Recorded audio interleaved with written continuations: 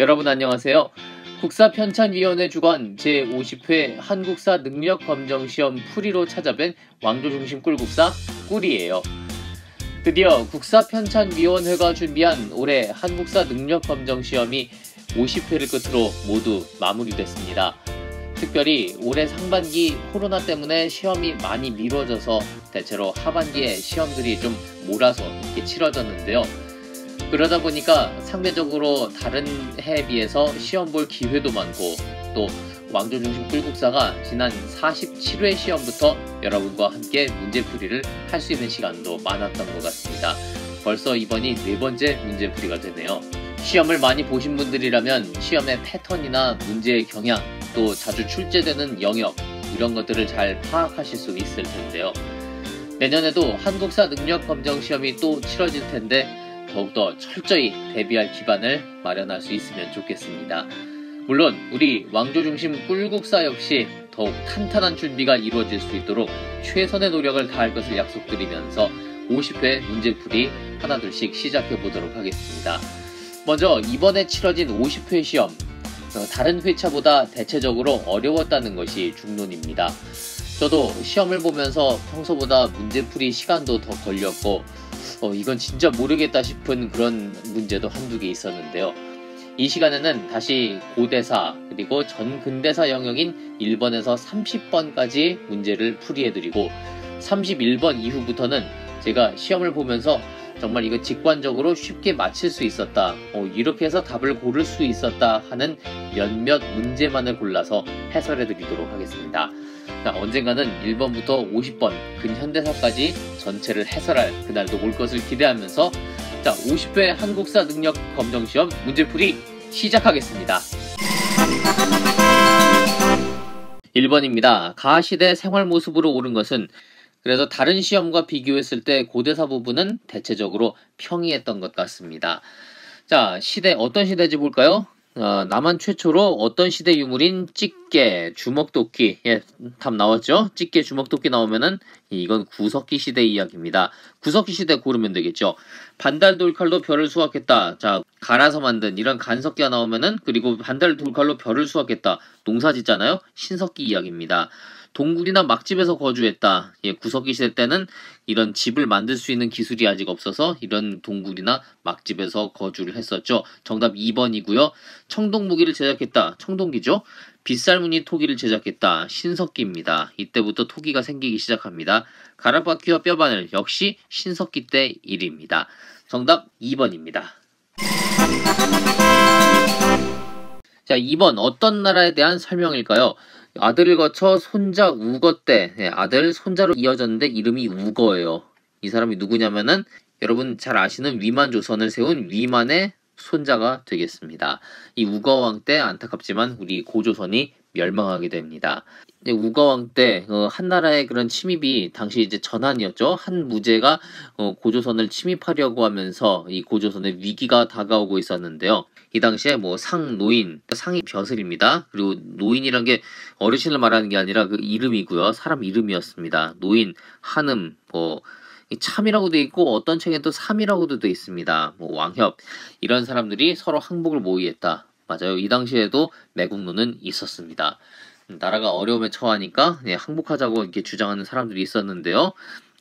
이에 반해서 여기엔 지금 없었지만 성기라고 하는 장군이 끝까지 맞서서 싸웠습니다. 그러다 결국 전사했죠. 자, 바로 고조선, 특히 위만조선에 대한 이야기가 되겠습니다. 자, 22당로의 왕족을 파견했다. 이거 백제 이야기입니다. 빈민을 구대하기 위한 진대법, 우리 꿀국사에서도 다뤘죠. 고구려 고국천왕 때 일 되겠습니다. 진번과 임둔을 복속시켜 세력을 확장했다. 이거 위만조선에 대한 이야기고요. 범금 8조, 8조법이라고 우리가 많이 부르죠. 이거 역시 고조선, 위만조선 때 이야기가 되겠습니다. 정답 디귿과 리을 5번입니다. 자, 2번도 나라였고 3번도 나라입니다. 초반에는 대체적으로 나라에 대한 설명들이 많이 나오죠. 고조선을 시작으로 해서 각 연맹왕국들의 그런 특징이 뚜렷하기 때문에 나라에 대한 특징을 묻는 문제가 자주 출제되고 있습니다. 어떤 나라일까요? 산천을 중시하며 산과 내마다 음락의 경계가 있어 함부로 들어가지 않는다. 그리고 소, 말 등을 변성하게 하는 책화가 있다. 예, 책화 나오면은 바로 나와야 됩니다. 동의에 대한 설명 되겠습니다. 또 여기 보면은 한 가지 더 있죠. 단궁, 반어피, 과하마 뭐 이런 특산물들인데 이거 역시 동해 또 옥저에 대한 그런 특히 동해가 되겠습니다. 동해나 옥저에서 이런 특산물들이 났었습니다.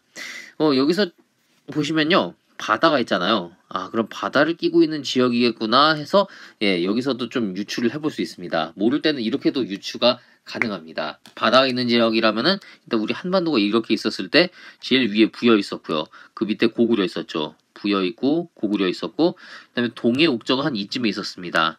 예, 그리고 그 아래 삼한이 자리하고 있었죠. 자, 그러면 바다를 끼고 있는 지역이라면 아무래도 동해 옥저 또는 이 밑에 삼한이 될 텐데 삼한은 뭐 철이 많이 난다. 특히 변환에서 철 많이 난다 이랬잖아요. 그러니까 이 바다 그 이외 바다를 끼고 있는 지역이라면은 예. 반어피가 날 수 있는 바다, 예, 동해나 옥저를 생각을 하시면 되겠습니다. 자, 볼까요? 소도가 존재했다. 예, 삼한에 대한 설명 되겠고요. 정삼회 모여 재상을 선출했다. 정삼하면은 백제죠. 백제 정삼회의 유명합니다. 읍군이나 삼노란 지배자가 있었다. 예, 이것이 바로 동해 옥저에 대한 설명 되겠습니다. 정답 3번이고요. 영고란 제천 행사에 열었다. 뭐 부여 영고 이제 모르시는 분들 없을 거예요. 12배로 배상하게 했다. 역시 부여에 대한 설명입니다. 정답 3번입니다.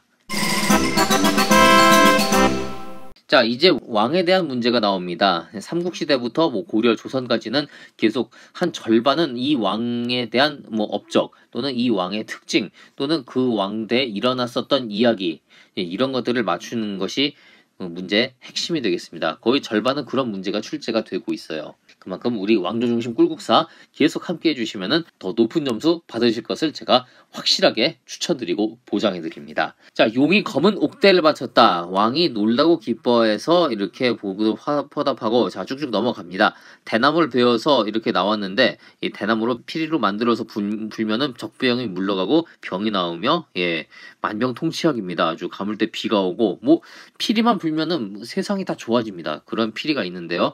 정말 있으면 좋겠죠. 만파식적이라 부른다. 이 만파식적이 언제 나왔냐면은 신라 31대 신문왕 되겠습니다. 물론 이런 피리는 존재하지 않습니다. 그러니까 당연히 전설이라고 우리가 생각을 할 수가 있겠고요. 이 당시 통치를 했었던 신문왕을 더 높이기 위한 이야기가 아니었을까라는 그런 생각도 해봅니다. 또 그런 백성들의 소망도 들어있겠죠. 신문왕대 이야기를 찾으시면 되겠습니다. 만파식적은 일단 신문왕대라고 생각을 해주시면 좋습니다. 이게 왜냐면 실제 있었던 뭐 업적이나 사건이 아니기 때문에 역사책에서 신문왕의 다른 업적들에 비해서는 조금 덜 중요하게 다뤄지는 부분이 되겠습니다. 자, 병부와 상대 등을 설치했다. 23대 버풍왕대 이야기가 되겠습니다. 버풍왕대 이야기고요. 예, 버풍왕에 대한 업적은 나중에 또 꿀국사에서 다룰 겁니다. 이사를 보내 우상국을 복속했다. 버풍왕의 아버지 되는 22대 지증왕대 이야기가 되겠습니다. 예, 역시 나중에 좀 다룰 겁니다. 마립간이라는 칭호를 처음 사용했다. 예, 17대 뇌물 마립간부터 19대 아니죠. 21대 소지마립간까지 마립간이라는 칭호를 사용했습니다. 매소성 전투에서 당의 군대를 격파했다. 나당전쟁 중에 여러 전투가 있었는데 그 가운데서 당의 군대를 격파했던 아주 사이다 같은 전투가 되겠죠. 나당전쟁이니까 문무왕 때 이야기가 되겠습니다. 이 나당전쟁이 끝나고 신라는 비로소 진정한 삼국의 통일을 이루게 되죠. 김흠도를 비롯한 진골귀족 세력을 숙청했다. 예, 김흠도라면은 신문왕의 장인이었는데요. 반란을 일으켰다가 결국 사위 손에 죽었습니다. 예, 이때 이 김흠도를 난 이후로 신문왕은 더욱더 왕권을 강화하게 됩니다. 정답 5번 되겠습니다. 가와 나 사이의 시기 이런 형식의 문제도 많이 출제가 됩니다. 보시면서 어느 왕인지를 이렇게 파악을 하신다면은 금방 문제의 답을 찾아낼 수가 있습니다. 고구려 왕 거련이라고 하면 바로 알 수가 없는데요. 이 거련이 일단 답부터 알려드리자면 20대 장수왕입니다. 장수왕의 이름이에요. 광개토대왕의 이름은 담덕이고 장수왕의 이름이 거련입니다. 자, 20대 장수왕에 대한 이야기인데요. 장수왕이라는 건 바로 거련이란 이름을 모르더라도 밑에를 보면 알 수가 있습니다. 왕도인 한성을 포위했다. 예, 한성이 왕도이다. 그러니까 한성이 수도인 나라라면 어디죠? 예, 백제가 되겠습니다. 그런데 예, 성문 불태우고요. 사람들 항복하려고 하고 뭐 왕이 그걸 도망가는데 고구려군 추격해서 왕을 해쳤다. 지금 여기서 살해된 왕이 바로 백제 21대 계로왕 되겠습니다. 장수왕 손에 죽었죠. 이걸 보면은 가가 장수왕이라는 것을 알 수 있습니다. 나와봐 볼까요? 여러 장수가 안시성을 공격했다. 예, 안시성 전투하면은 그렇습니다. 당나라가 쳐들어왔고 이때면은 고구려 마지막 왕인 28대 보장왕대 이야기가 되겠습니다. 이 당시 사실상 보장왕은 뭐 허수아비 왕이었고 정권은 연개소문이 장악을 하고 있었고요. 안시성은 양만춘이 지키고 있었습니다. 자, 보겠습니다. 미천왕이 서한평 점령했다. 예, 우리가 바로 이전 순서에서 왕조중심 꿀국사에서 지금 아주 핫하게 다루고 있는 순서죠. 15대 미천왕에 대한 이야기가 되겠습니다. 을지문덕이 살수에서 수의 군대를 물리쳤다. 26대 영양왕대 이야기고요. 이 을지문덕 영양왕 때는 수나라와 전쟁을 했고 이때 을지문덕이 나섰습니다. 그리고 보장왕대 와서는 수나라가 아닌 당나라가 일어서서 고구려를 침입했고 이때 연개소문 또 양만춘 등이 당나라에 대항해서 싸웠습니다. 고국 원왕이 백제의 평양성 공격으로 전사했다. 조금 있으면 우리 또 꿀국사에서 금방 다룰 진도가 되겠는데요. 16대 고국 원왕 미천왕 아들이죠. 관구검이 이끄는 위의 군대가 고구려를 침략했다. 예, 관구검 나오면은 11대 동천왕에 대한 이야기입니다. 이거 바로 지난 시간에 다뤘습니다. 예, 지금 꿀국사에서 나오고 있는 내용이 문제로 출제되니까 더욱더 설명을 하는 저도 신납니다. 관계토대왕 뭐 볼 거 없죠? 19대. 자, 숫자 맞추시면 됩니다. 20대 장수왕과 28대 보장왕 사이에 있었던 일 2번. 예, 26대 영야왕대 되겠습니다. 정답 2번입니다. 자, 또 나라에 대한 설명 나왔습니다. 자, 김수로왕이 건국했다. 가야죠? 예, 이것만 보면 바로 뭐 나옵니다. 자, 볼까요? 가야에 대한 설명으로 옳은 것은 골품에 대한 관등 승제에 제한이 있었다. 골품 신라죠. 만장이 운영된 화백회의 역시 신라입니다. 아까 저쪽 문제에서는 그 백제 정사함회의 있었죠. 예, 신라에는 화백회의가 있었습니다.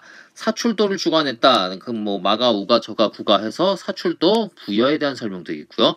박석김 세성이 교대로 왕위를 계승했다. 신라에 대한 이야기 되겠습니다. 교대는 무슨 교대? 자기들끼리 치고받고 싸워서 빼앗은 겁니다. 철이 많이 생산돼서 낙랑과 외 등에 수출을 했다. 이것이 가야에 대한 이야기가 되겠습니다. 연맹왕국 시절에는 이 지역에 이 김해 쪽에 변한이 자리하고 있었죠. 근데 이 지역을 그대로 차지했던 나라가 가야가 되겠습니다. 땅은 그대로니까 예, 특산물도 그대로죠. 계속 철이 많이 생산돼서 낙랑 그리고 외 이런 철을 많이 수출했고 가야와 외는 내내 관계가 좋았습니다. 정답 5번입니다. 예, 또 왕입니다. 나라 아니면 다 왕에 대한 문제입니다. 자, 관산성에서 전사한 이 왕, 예, 바로 나와야 됩니다. 백제 26대 성왕에 대한 이야기가 되겠습니다. 전체적으로 보기가 다 백제에 대한 보기인데요. 바로 보도록 할게요. 관산성 전투하면 바로 나오겠죠. 26대 성왕. 익산의 미륵사를 창건했다. 예, 백제가 거의 마무리돼가는 30대 무왕 때에 대한 이야기가 되겠습니다. 동진으로부터 불교를 수용했다. 15대 침류왕 때 중국의 동진에 와 있던 인도의 승려 마라난타가 이곳으로 와서 백제로 와서 불교를 전파했습니다. 윤충을 보내 대하성을 함락하게 했다. 예, 31대 백제 마지막 왕이죠. 의자왕대에 대한 이야기가 되겠습니다. 의자왕 첫 해에 일어났던 일이었어요. 대하성으로 진격해서 대하성 성주를 죽이고 이 대하성을 함락시킨 일이 있었습니다. 이때만 해도 백제가 신라를 이기는 것 같았는데 얼마 못 가서 예, 의자왕이 백제의 마지막 왕으로 결국 신라 나당연합군에 항복하고 말았죠.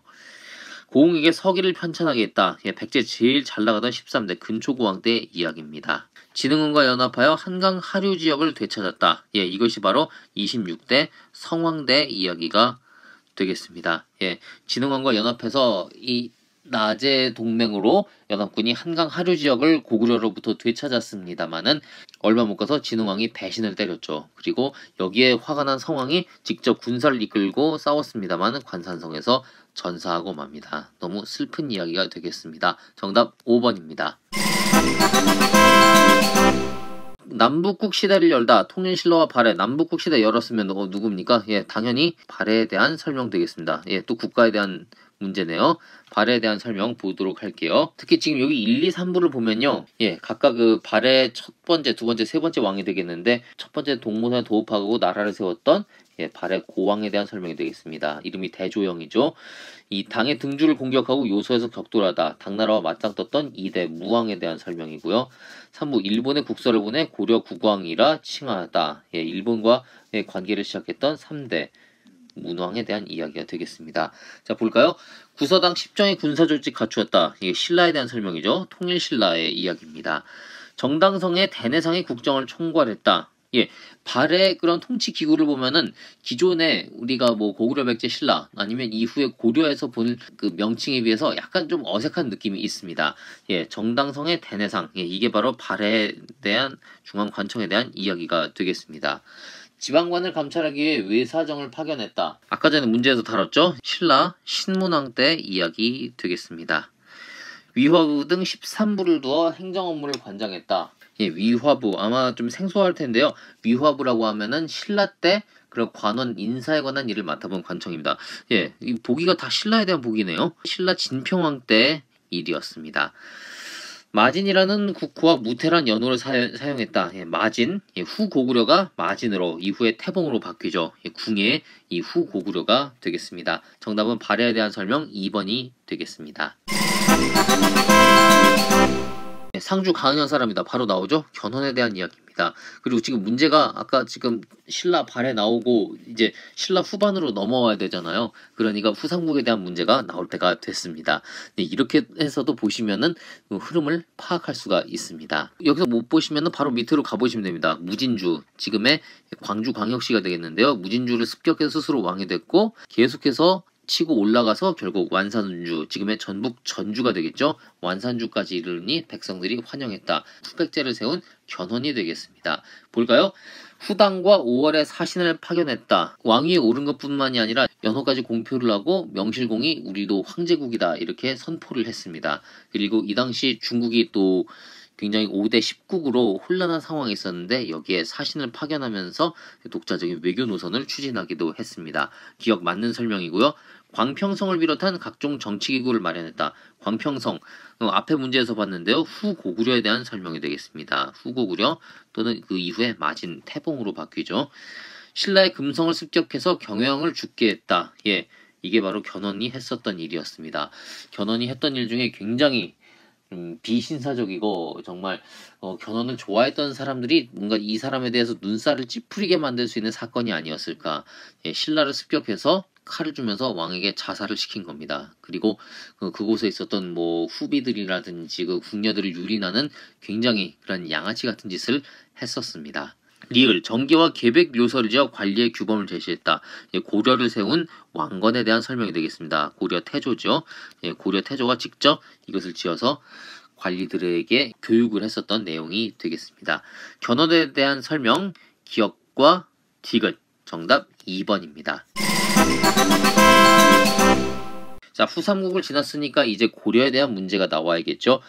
자, 어떤 왕일까요? 이에 우서의 12목 제도를 본받아 시행할 것이다. 12목. 그러니까 목이라고 하면 지방 관청이죠. 지방의 관청을 세우겠다 한 것이 12목인데 바로 고려 6대 성종 때 이야기가 되겠습니다. 성종의 여러 가지 최승로의 시무 28조, 12목 설치, 또 오도양계 여러 가지 그런 정책들이 있죠. 이런 업적들을 잘 파악을 해두신다면 문제에 접근하기가 쉽게 되겠습니다. 왕은 나왔고 이때 있었던 일 무엇이 있을까요? 1번 천수라는 독자적인 연호를 사용했다. 천수 좀 생소하실 텐데요. 이거 일대 태조 때 이야기입니다. 자, 관악을 진흥하고자 양현고를 설치했다. 처음에 관악으로 국자감을 설치했는데 이후에 최충의 문헌공도를 시작으로 사학이 융성하면서 관악이 서서히 죽어갔죠. 그래서 정부에서 다시 관악을 진흥하고자 칠제, 양현고 이런 여러 가지 관악 진흥책을 세우게 됩니다. 이때가 바로 16대 예종 때 일이 되겠습니다. 태조 1대고요. 16대 예종이고요. 독소 삼풍과 이거 신라 때 얘기죠. 통일신라 38대 원성왕에 대한 이야기가 되겠습니다. 쌍성 총관부를 공격해 천령 이부를 수복했다. 우리가 몽골의 간섭에서 조금씩 벗어나고 있었던 31대 공민왕대 이야기가 되겠습니다. 최승로의 시무 28조, 아까 전에도 설명을 했었죠. 예, 성종에 대한 이야기가 되겠습니다. 아주 쉬운 문제였습니다. 정답 5번입니다.